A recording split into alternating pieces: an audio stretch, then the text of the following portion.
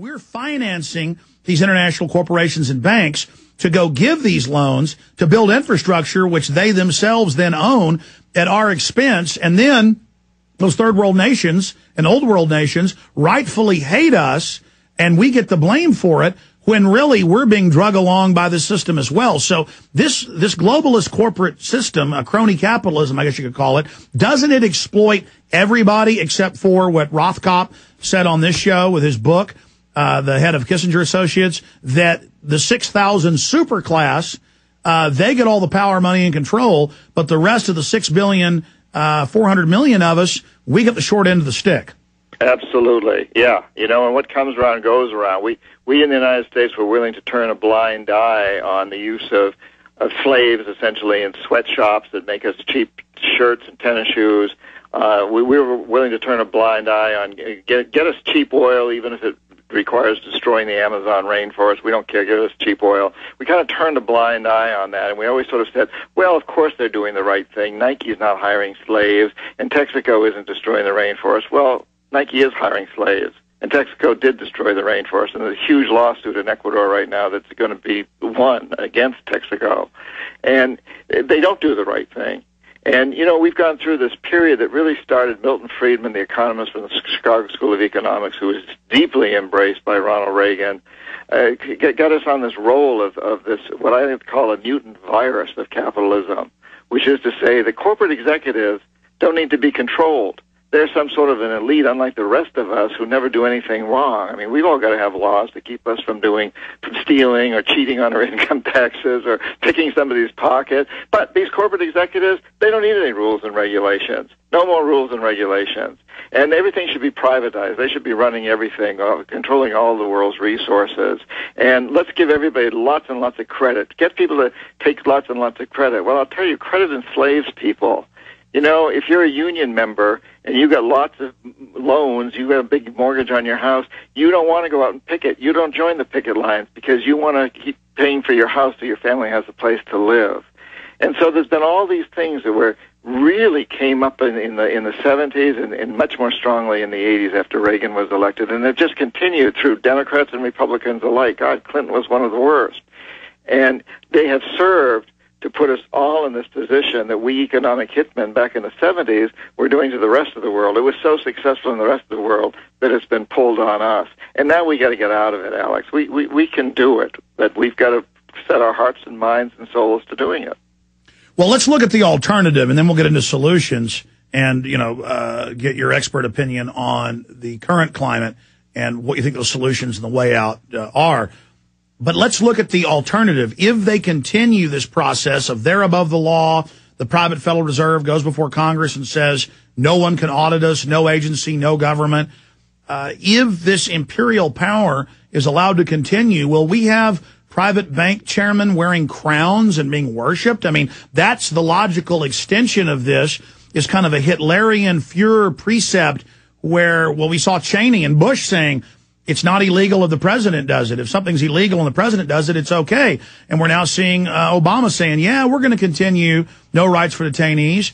And, yeah, we're going to, continue having secrecy in the banking. It's clear the presidents have been turned into nothing but vestigial ceremonial creatures. So if we don't slow this down and reverse it, what will this world look like? What will this superclass who are openly above the law, what will they bring us to? We'll all be living in Haiti, and it's happening. It's fascinating. I just saw this morning that UN has announced that Bill Clinton's going to be their new UN ambassador to Haiti. Man, that's a fascinating comment right there. We're all, and we're essentially in that position right now. We're living very much like what we used to call banana republics. In fact, those bank presidents are wearing crowns today. They're getting away literally with murder. I mean, they're getting away with stealing and rape and pillage, and they're being rewarded for it, and that continues to happen. So, yeah, we're already in that world, and it's going to get much worse unless we really do something. And I think this economic crisis we're going through ought to push us all in the direction to turn this around. And we do have the power to turn it around. We have the power. The president doesn't. I don't know what's in Obama's mind. Obviously, I'm not a mind reader. I'm not a psychologist. I don't know what's going on with the guy. But I do know that that he's in a very, very difficult position. And even if he has the very best of intentions, even if he wanted to do exactly what he promised to do in his campaigns, once he gets in that White House, he gets the laws read to him. Somebody sits him down and says, hey, remember what happened to Martin Luther King?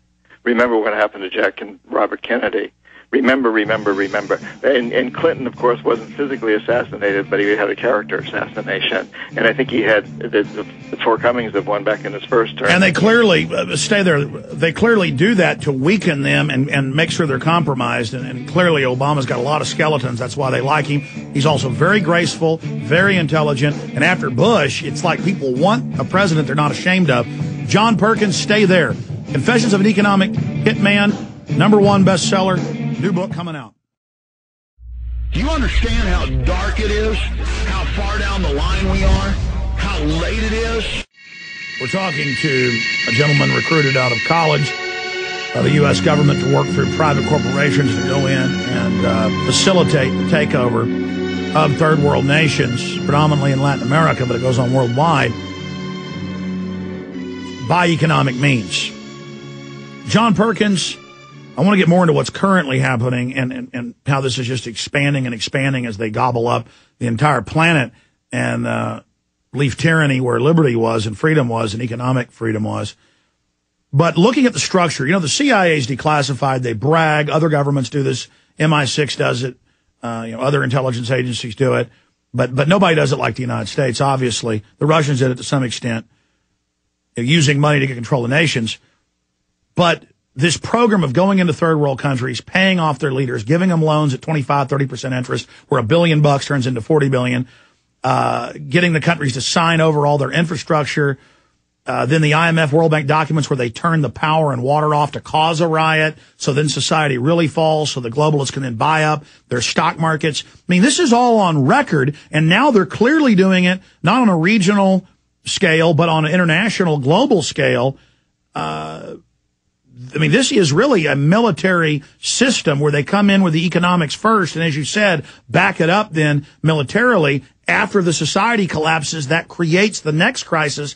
They need to bring in the physical control. Can you speak specifically to the IMF riot?